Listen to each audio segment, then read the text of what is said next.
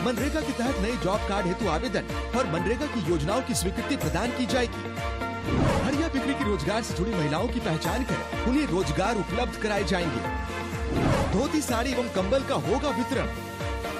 15वें वित्त आयोग के तहत प्राप्त राशि से जनोपयोगी योजनाओं को स्वीकृत किया जाएगा। केसीसी और कृषि ऋण माफी योजना हेतु आवेदनों को संग्रह और कार्यवाही। कोविड वैक्सीनेशन की सुविधा उपलब्ध रहेगी तथा ग्रामीणों के स्वास्थ्य की होगी जांच। जाति प्रमाण पत्र, आय प्रमाण पत्र तथा सामाजिक सुरक्षा योजना से जुड़े लंबित आवेदनों का त्वरित निष्पादन। लंबित दाखिल खारिज वादों तथा भूमाफी के लंबित वादों का निष्पादन। नियम विवादित मामलों की रसीद भी निर्गत की जा सकेगी। मुख्यमंत्री पशुधन योजना, रोजगार सृजन योजना के आवेदन सृजित किए जाएंगे। आप अपनी भागीदारी सुनिश्चित करें और इस अवसर का लाभ उठाएं। सूचना एवं जनसंपर्क विभाग, झारखंड सरकार द्वारा जनहित में जारी।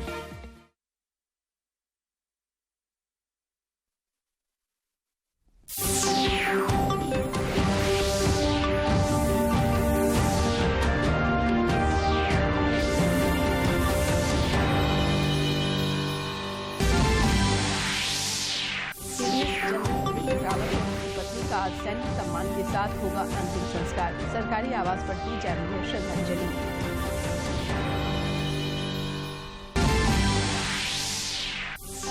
मुख्यमंत्री हेमंत सोरेन आज पलामू जिले के 1 दिवसीय दौरे पर कोविड के दौरान जान गंवाने वालों के परिजनों को देंगे सहायता राशि।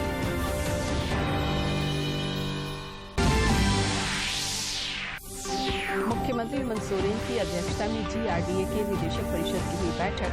स्मार्ट सिटी को जमीन देने का प्रस्ताव हुआ पारित।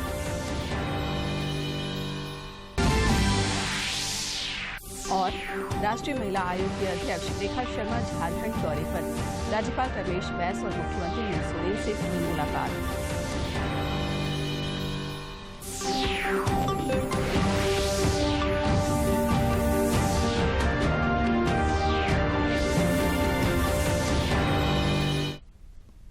नमस्कार, खबरें झारखंड में आपका स्वागत है। मैं हूं शीला और समाचारों में आगे बढ़ने से पहले ये संदेश। देश ने कोविड टीकाकरण अभियान के अंतर्गत 127 करोड़ टीके लगाने का लक्ष्य हासिल कर इतिहास रच दिया है। इस महत्वपूर्ण कार्य में योगदान करने वाले चिकित्सकों, नर्सों और अन्य स्वास्थ्यकर्मियों का दूरदर्शन अभिनंदन करता है। इसके साथ ही हम आपको सतर्क भी करना चाहते हैं कि कोविड अभी समाप्त नहीं हुआ है। आप सभी से हमारी अपील है कि यथाशीघ्र दोनों टीके लगवाएं और अन्य लोगों को भी टीके लगवाने के लिए प्रेरित करें। मास्क लगाएं और 2 गज की सुरक्षित दूरी बनाए रखें। बार बार हाथ धोएं और चेहरा साफ रखें। कोविड से संबंधित जानकारी और मार्गदर्शन के लिए राष्ट्रीय हेल्पलाइन काम कर रही हैं। इनके नंबर हैं 011-2397-8046 और 1075। इसके अलावा राज्य हेल्पलाइन नंबर 104 डायल कर समस्या का त्वरित समाधान लिया जा सकता है। और अब समाचार विस्तार से। सीडीएस विपिन रावत और उनकी पत्नी का आज नई दिल्ली के छावनी में पूरे सैन्य सम्मान के साथ अंतिम संस्कार किया जाएगा। इससे पहले आज सीडीएस जनरल बिपिन रावत और उनकी पत्नी और सैन्य हेलीकॉप्टर दुर्घटना में मारे गए अन्य लोगों के पार्थिव शरीर को विशेष विमान से दिल्ली लाया गया, जहां कई गणमान्य लोगों ने श्रद्धांजलि दी।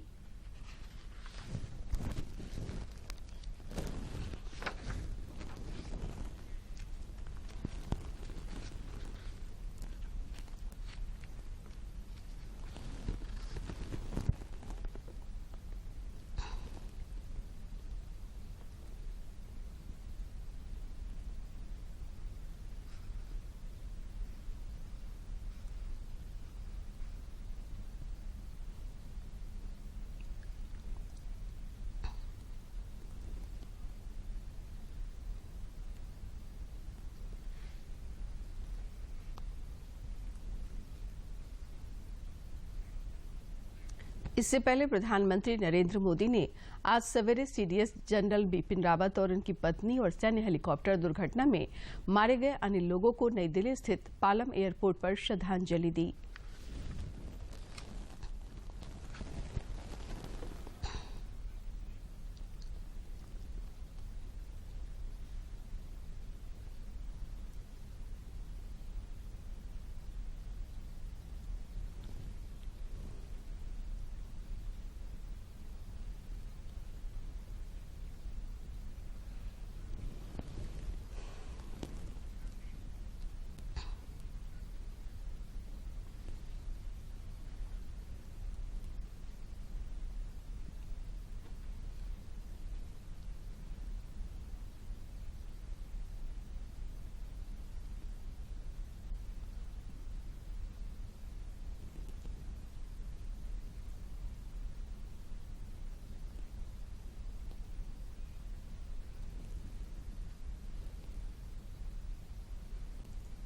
पश्चिमी सिंहभूम के मूर्तिकार सुधीर पाल ने सीडीएस बिपिन रावत को अनोखे ढंग से श्रद्धांजलि दी। श्री पाल ने अपनी मूर्ति कला के जरिए 1 घंटे के भीतर जनरल रावत की मूर्ति तैयार कर उन्हें श्रद्धांजलि दी।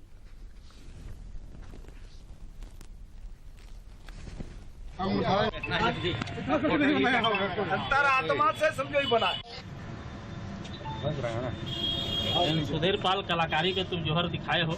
चलिए आर्टिस्ट का महा आर्टिस्ट बोल के इसको मत, महा आर्टिस्ट हम लोग कैसे उठेगा बाबा। रक्षा मंत्री राजनाथ सिंह ने आज दिल्ली कैंट के बरार स्क्वायर में हेलीकॉप्टर दुर्घटना में मारे गए ब्रिगेडियर एलएस लिद्दर को श्रद्धांजलि दी।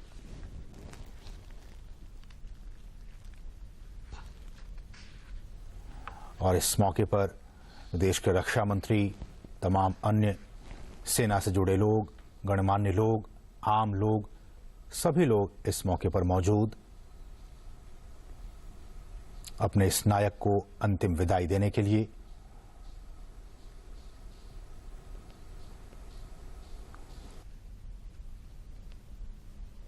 अमेरिकी राष्ट्रपति जो बाइडेन के निमंत्रण पर प्रधानमंत्री नरेंद्र मोदी कल शिखर सम्मेलन में शामिल हुए।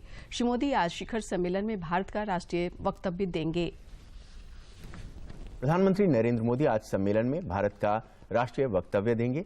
गुरुवार को आयोजित मुख्य सत्र में भारत सहित दुनिया के 12 चुनिंदा देश शामिल हुए।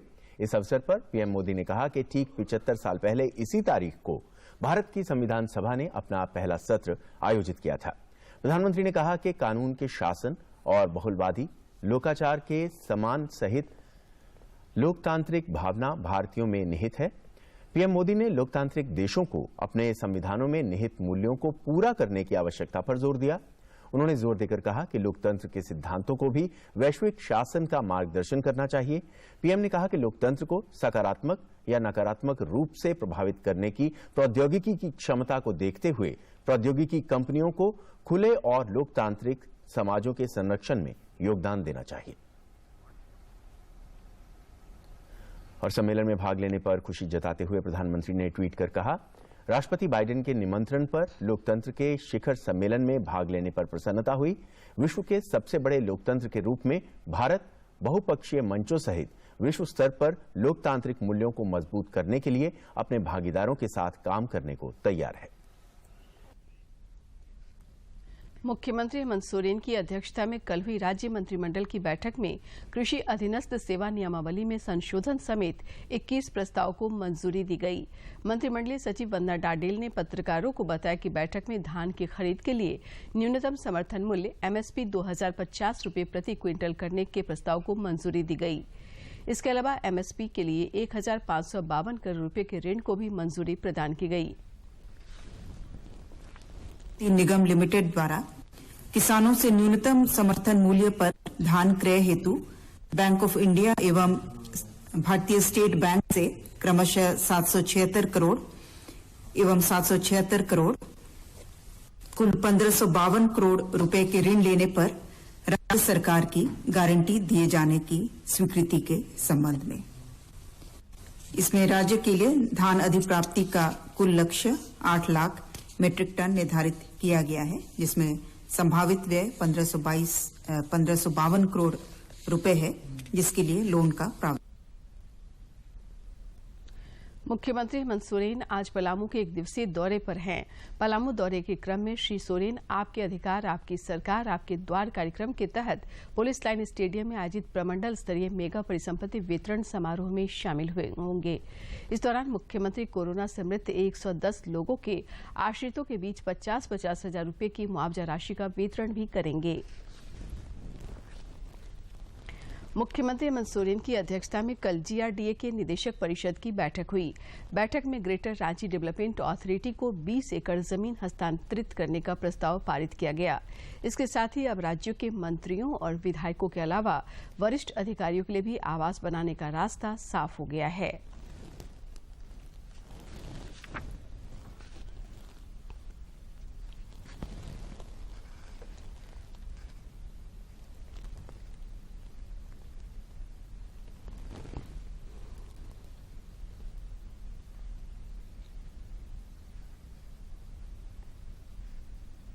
मुख्यमंत्री हेमंत सोरेन ने राज्य में कोरोना संक्रमण की मौजूदा स्थिति और ओमिक्रॉन वेरिएंट से बचाव को लेकर पदाधिकारियों को कोविड वैक्सीनेशन कार्य में तेजी लाने का निर्देश दिया है।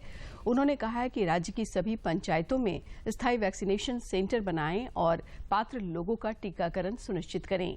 श्री सोरेन ने पदाधिकारियों को 20 जनवरी 2022 तक 100% टीकाकरण कार्य के लक्ष्य को पूरा करने का निर्देश दिया।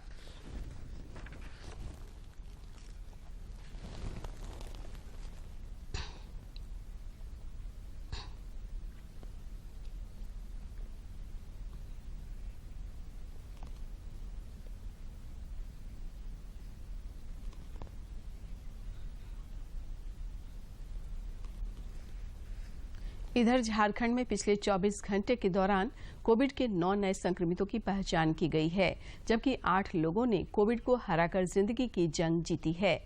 राज्य में अब कोरोना के 130 सक्रिय मामले शेष हैं, जबकि रिकवरी रेट 98.49% पर बरकरार है।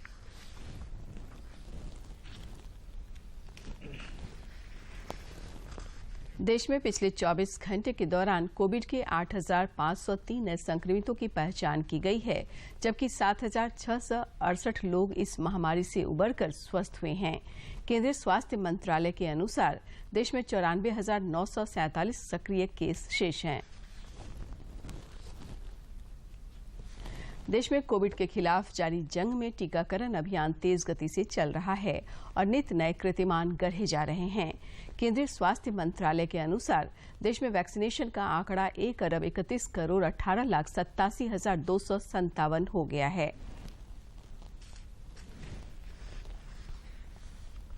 शिक्षा मंत्री जगन्नाथ महतो ने कहा है कि जैक के नए अध्यक्ष और उपाध्यक्ष की जल्द घोषणा कर दी जाएगी। मुख्यमंत्री हेमंत सोरेन से कल देर शाम श्री महतो ने मुलाकात की और इस संबंध में विस्तृत चर्चा की। बाद में उन्होंने बताया कि प्राथमिक और माध्यमिक शिक्षा को बेहतर बनाने तथा विद्यार्थियों को गुणवत्ता युक्त शिक्षा मिले, इस दिशा में सरकार लगातार प्रयास कर रही है। समाचारों का सिलसिला जारी रहेगा, लेकिन इस विराम के बाद।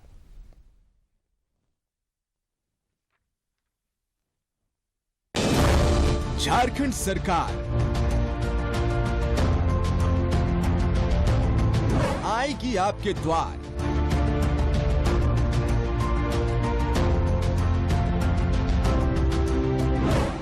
नवंबर से 29 दिसंबर तक हर पंचायत में लगेगा शिविर। समस्याओं का त्वरित होगा निष्पादन। आप अपनी भागीदारी सुनिश्चित करें और इस अवसर का लाभ उठाएं। सूचना एवं जनसंपर्क विभाग झारखंड सरकार द्वारा जनहित में जारी। समाचारों में आपका फिर से स्वागत है। 3 कृषि कानून के खिलाफ पिछले वर्ष 26 नवंबर महीने में शुरू हुआ किसान आंदोलन कल खत्म हो गया। केंद्र सरकार की ओर से किसानों की 5 मांगों पर भेजे गए प्रस्ताव पर संयुक्त किसान मोर्चा ने सहमति दे दी है। प्रस्ताव पर मोर्चे की बैठक हुई, जिसमें 200 किसान प्रतिनिधि शामिल हुए। तीनों कृषि कानूनों की वापसी और लंबित मांगों पर सरकार के प्रस्ताव के बाद अब संयुक्त किसान मोर्चा ने किसान आंदोलन को स्थगित करने का ऐलान कर दिया है और इस ऐलान के बाद तीनों सीमाओं से किसानों के टेंट हटने शुरू हो गए हैं। सरकार की ओर से मिले नए प्रस्ताव पर किसान संगठनों में सैद्धांतिक सहमति पहले बन गई थी, लेकिन गुरुवार दोपहर को इस पर लंबी चर्चा के बाद फैसला हुआ। इस मीटिंग में किसान संगठनों के 200 से ज्यादा प्रतिनिधि मौजूद थे। बैठक के बाद संयुक्त किसान मोर्चा ने इस बात का ऐलान किया। देश के तमाम लोग विभिन्न क्षेत्रों के, चाहे वो अधिकारी हो, कर्मचारी हो, व्यापारी हो, नागरिक हो, जिनको हमारे इस आंदोलन से तकलीफ हुई है, उनसे हम माफी मांगते हैं। अब कल हमारे एसकेएम ने अप्रूव किया है। आज भारत सरकार के संजय अग्रवाल एग्रीकल्चर सचिव के लेटर पैड पर वो हमारे पास आया है, जिसमें लगभग सभी वही बातें हैं जो हमने कल डिस्कस की थी। संयुक्त मोर्चा इकट्ठा यहां से जा रहा है, ये एक बड़ी चीज है। और 11 तारीख से जो बॉर्डर है हमारे हैं, वे खाली होने शुरू हो जाएंगे 11 तारीख से, और उनको 2 दिन लगे, 3 दिन लगे, 4 दिन लगे। आज से भी बहुत लोग उसकी पैकिंग शुरू कर दी है। किसान मोर्चा ने साफ किया कि आंदोलन को खत्म नहीं किया जा रहा है, इसे अभी स्थगित किया गया है। 15 जनवरी को संयुक्त किसान मोर्चा की फिर बैठक होगी, जिसमें समीक्षा होगी। 11 दिसंबर से सिंघू बॉर्डर, गाजीपुर बॉर्डर समेत तमाम जगहों से किसान घर वापसी शुरू कर देंगे। 13 दिसंबर को किसान अमृतसर के स्वर्ण मंदिर में अरदास करेंगे और अपने घरों को पहुंच जाएंगे। फैसले के बाद सिंघू बॉर्डर का माहौल भी किसानों की वापसी का संकेत दे रहा है। किसानों ने बॉर्डर पर बनाए अपने टेंट को उखाड़ना शुरू कर दिया है और तिरपाल, बिस्तर को ट्रकों, ट्रैक्टरों में रखना शुरू कर दिया है। किसानों का कहना है कि सरकार ने उनकी मांगों को मान लिया है, इसलिए अब वो वापस लौट रहे हैं। कि आज इस अंदोलन ਨੂੰ 11 तरीक ਨੂੰ ਅਸੀਂ बहुत बड़े मार्च राਹੀਂ वापस जावांगे। फैसले का चारों ओर स्वागत हो रहा है।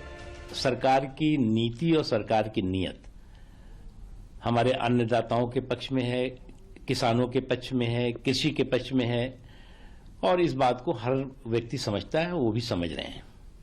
सरकार के इस फैसले का हम धन्यवाद करते हैं। 1 साल से चला आ रहा ये संघर्ष समाप्त हुआ और किसान यहाँ से अपने गांव की तरफ कूच करेंगे और एक शांति का और आपस सहयोग का वातावरण पैदा होगा। सरकार ने पिछले साल सितंबर में 3 कृषि कानूनों को पास किया था। इसके खिलाफ पिछले साल 26 नवंबर से दिल्ली की सिंघू, टीकरी और गाजीपुर बॉर्डर पर किसान डटे हुए हैं। किसान तीनों कृषि कानूनों की वापसी पर अड़े हुए थे, जिसके बाद इसी साल 19 नवंबर को प्रधानमंत्री नरेंद्र मोदी ने तीनों कृषि कानूनों की वापसी का ऐलान किया था। ओपी यादव के साथ ब्यूरो रिपोर्ट, डीडी न्यूज। राष्ट्रीय महिला आयोग की अध्यक्ष झारखंड दौरे पर हैं। झारखंड दौरे के क्रम में उन्होंने कल राज्यपाल रमेश बैस और मुख्यमंत्री हेमंत सोरेन से शिष्टाचार भेंट की। उन्होंने झारखंड राज्य में महिलाओं की सुरक्षा को लेकर विचार विमर्श किया। श्रीमती शर्मा ने राज्य के मुख्य सचिव समेत अन्य पदाधिकारियों को महिलाओं के खिलाफ हिंसा की घटनाओं की महिला आयोग को मिली शिकायतों पर शीघ्र कार्रवाई करने का आग्रह किया। और अब कुछ खबर राज्य के विभिन्न जिलों से।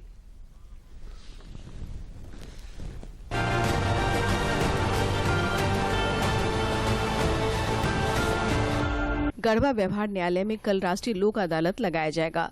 जिला जज राजेश शरण सिंह ने बताया कि लोक अदालत में लंबित मामलों के निष्पादन के लिए 12 बेंच लगाया जाएगा।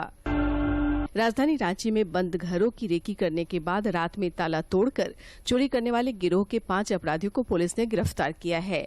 रांची के वरीय पुलिस अधीक्षक सुरेंद्र कुमार ने बताया कि गिरफ्तार अपराधी पिछले 6 महीने से चोरी का एक गिरोह चलाकर घटना को अंजाम देते थे।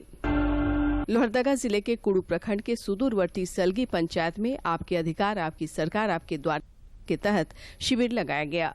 मौके पर उपायुक्त दिलीप कुमार टोपो ने कहा कि सरकारी योजनाओं का लाभ लेने के लिए हमें अपने अधिकारों की जानकारी रखना जरूरी है। राष्ट्रीय विधिक सेवा प्राधिकार और राष्ट्रीय महिला आयोग के सहयोग से डालसा खूंटी के द्वारा जिले के सभी सामाजिक विकास कार्यकर्ताओं के साथ महिलाओं और बच्चों के खिलाफ होने वाली हिंसा को रोकने के उद्देश्य से 1 दिवसीय उन्मुखीकरण कार्यशाला का आयोजन किया गया। रांची के मंडल रेल प्रबंधक प्रदीप गुप्ता ने उत्कृष्ट कार्य करने के लिए 3 कर्मचारी को एम्प्लॉय ऑफ द मंथ योग्यता प्रमाण पत्र एवं नगद राशि प्रदान कर पुरस्कृत किया। इसके अलावा एक कर्मचारी को उत्कृष्ट कार्य करने के लिए मेरिट सर्टिफिकेट एवं नगद राशि से पुरस्कृत किया। जामताड़ा जिले के नगर निकाय एवं सुदूरवर्ती ग्रामीण क्षेत्रों में आपकी सरकार आपके द्वार कार्यक्रम का आयोजन किया जा रहा है। इस दौरान ग्रामीणों की समस्याएं सुनी जा रही है और सरकार की जन कल्याणकारी योजनाओं से ग्रामीणों को लाभान्वित किया जा रहा है। पाकुड़ जिले के उपायुक्त ने कोविड-19 टीकाकरण अभियान के तहत महेशपुर प्रखंड के तेलियापोखर गांव का भ्रमण किया। मौके पर उन्होंने कोविड टीकाकरण को लेकर गांव के लोगों का उत्साह बढ़ाया और उन्हें टीका लगवाने के लिए प्रेरित किया। गुमला जिले में नक्सलियों ने पुलिस पेट्रोलिंग टीम को निशाना बनाने का प्रयास किया है। पुलिस की ओर से की गई जवाबी कार्रवाई में नक्सली कमजोर पड़ता देख भाग खड़े हुए। पुलिस इलाके में नक्सलियों की धरपकड़ के लिए सर्च अभियान चला रही है। साहिबगंज के जिला समाज कल्याण पदाधिकारी ने बाल विकास परियोजना के कार्यों की समीक्षा की। इस दौरान मुख्यमंत्री सुकन्या योजना के अंतर्गत जिला स्तर पर प्राप्त आवेदनों की समीक्षा की गई और इसमें तेजी लाने का निर्देश दिया गया। रांची खूंटी NH 75 पर फुदी के समीप चलती ट्रक के पीछे पिकअप ने जोरदार टक्कर मार दी।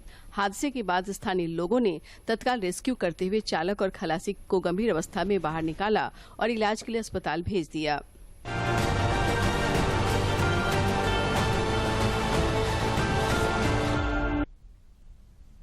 चक्रवाती तूफान जवाद के बाद बादल छटते ही राजधानी रांची समेत आसपास के इलाकों में ठंड बढ़ गई है। हालांकि सवेरे में कुछ घंटे कोहरा रहने के बाद तेज धूप निकलने से लोगों को राहत मिल रही है। मौसम विभाग के अनुसार अगले एक सप्ताह तक रांची सहित राज्य भर में मौसम साफ रहेगा। सवेरे कुहासा और दिन में धूप निकलेगा। इस वजह से रात के तापमान में गिरावट होने की संभावना है। प्रधानमंत्री जन आरोग्य आयुष्मान भारत योजना गरीब और निर्धन परिवारों के लिए वरदान साबित हो रहा है। स्वास्थ्य सुविधाओं से वंचित लोग अब आयुष्मान कार्ड के जरिए बेहतर स्वास्थ्य लाभ ले पा रहे हैं। ये है कोडरमा के पथलडीहा पंचायत की रहने वाली आरती कुमारी। आरती पिछले कुछ एक सालों से पेट दर्द से परेशान थी। पेट में दर्द के बाद आरती और उसके परिजनों ने कई अस्पतालों के चक्कर लगाए और जब अल्ट्रासाउंड कराया तो उसके पेट में अपेंडिक्स में होने वाले दर्द का पता चला। बहुत दर्द कर रहा था, अपेंडिक्स पूरा दर्द कर रहा था। 1 साल से दर्द हो रहा था। तो मम्मी बोली कि क्या चीज का प्रॉब्लम है, तो बोली कि पेट बहुत दर्द कर रहा है। तो अल्ट्रासाउंड करके देखी मम्मी, तो अल्ट्रासाउंड में निकला अपेंडिक्स। कुछ दिन के अंतराल आरती के पेट में होने वाले दर्द से उसके परिजन परेशान थे और जब अस्पताल में अपेंडिक्स के ऑपरेशन का खर्च पता किया तो आरती की मां सविता की नींद उड़ गई। बहरहाल आरती की मां को आयुष्मान योजना का साथ मिला और उसने इस योजना के जरिए अपनी बेटी को असहनीय दर्द से मुक्त किया और पूरे परिवार को हो रही तकलीफ से आज राहत मिल गई है। जैसे मेरा कुछ का व्यवस्था नहीं था तो गोल्डन कार्ड बना, तो सारे मेरा मुखिया जो है गांव वाला उनके पास गए तो वो व्यवस्था बता दिया। एहसान मिला जो गोल्डन कार्ड हमको बना। तो इतना परेशान बहुत परेशान थे हम। जो हम प्राइवेट में गए तो उनको पैसा नहीं जुट रहा था, तो पैसा कर्जे किसी के पास लेते तो कर्जा भी नहीं दे रहा था। तो गोल्डन कार्ड मिला तो हमको सहारा मिला। पथलडीहा पंचायत के निवर्तमान मुखिया विजय सिंह भी मानते हैं कि आयुष्मान भारत योजना गरीब और लाचार परिवारों के लिए वरदान साबित हो रहा है और जो लोग आर्थिक अभाव के कारण अब तक स्वास्थ्य सुविधाओं से वंचित रह जाते थे, वैसे लोगों के लिए ये योजना उनकी जिंदगी में मुस्कान लेकर आ रही है। आज के दिन में बहुत सारी ऐसी बीमारियां हैं जिसमें गरीबों को पैसा नहीं जुट पा रहा है, लेकिन ये गोल्डन कार्ड माननीय प्रधानमंत्री जी का जो यह आयुष्मान भारत योजना के तहत में बन रहा है, हर गरीबों के लिए बहुत बड़ा वरदान साबित है, जिससे ढंग से अच्छे हॉस्पिटल में जाकर के इलाज करें। कई लोग आर्थिक अभाव के कारण अपना समुचित इलाज नहीं करा पाते, तो कई लोग अपने दर्द और तकलीफ को सालों झेलते रहते हैं। आरती को आयुष्मान भारत योजना के जरिए असमय होने वाले दर्द से राहत मिली है और उसके चेहरे पर मुस्कान लौट आई है। कोडरमा से गजेंद्र बिहारी की रिपोर्ट। आजादी के सफर की आज की कड़ी में जानिए स्वतंत्रता सेनानी राजगोपालाचारी और स्वाधीनता सेनानी वीर नारायण सिंह के बारे में।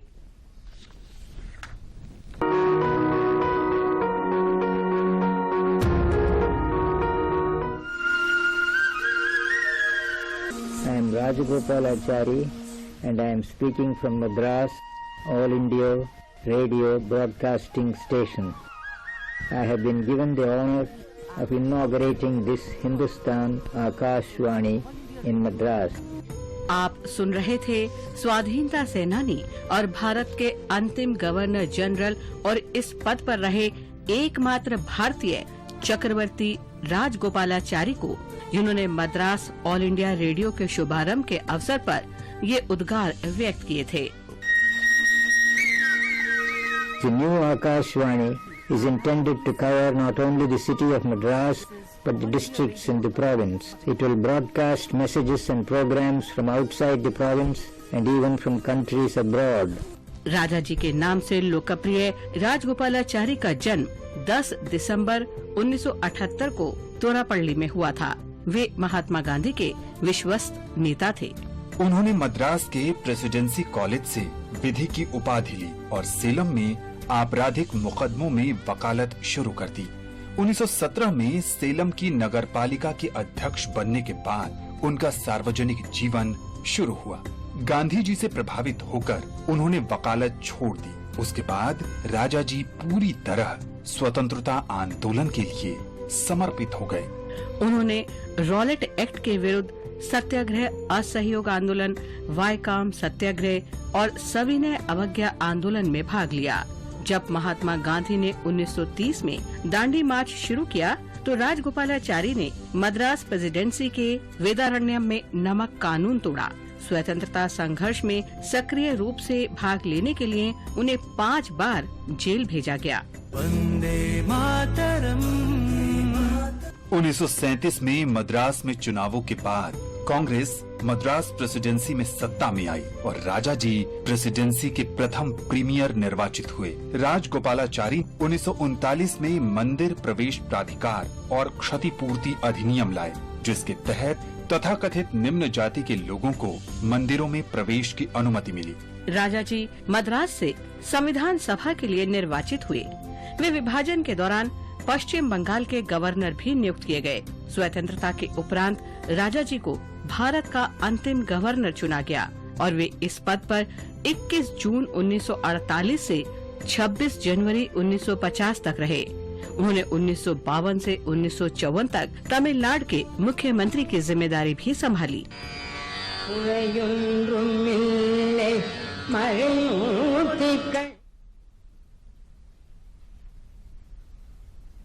अंत में मुख्य समाचार एक बार फिर।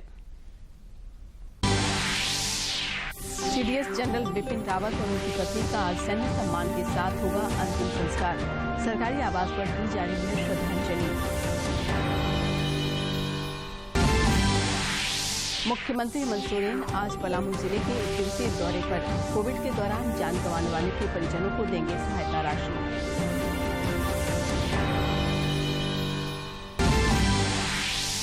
मुख्यमंत्री हेमंत सोरेन की अध्यक्षता में जीआरडीए के निदेशक परिषद की हुई बैठक। स्मार्ट सिटी को जमीन देने का प्रस्ताव हुआ पारित।